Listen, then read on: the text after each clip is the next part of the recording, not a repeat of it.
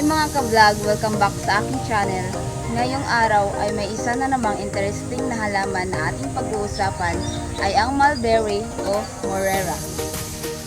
Ang scientific pangalan nito ay Morus stipi or mulberry. Ang halamang mulberry ay isang maliit na punong kahoy na may malalapad na birding dahon at malambot na sanga.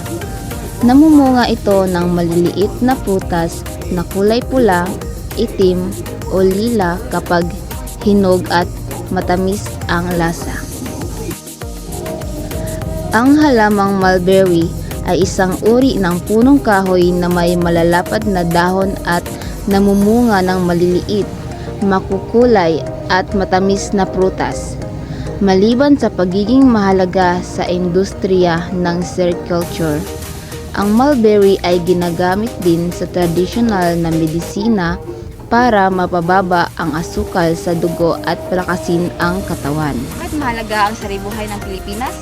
Mahalaga ang saribuhay ng Pilipinas dahil ito ang pinagkukunan natin ng gamot, pagkain at kabuhayan.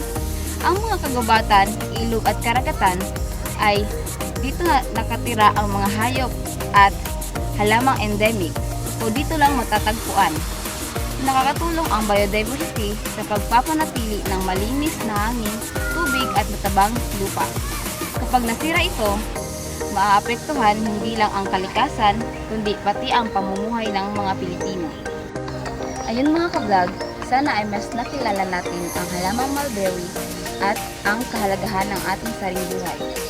Tandaan natin, ang kalikasan ay kayamanang dagat alagaan, hindi lang para sa atin, kundi para sa mga susunod na henerasyon. Huwag kalimutang mag-like, mag-share at mag-subscribe para sa mas marami pang kaalaman tungkol sa kalikasan.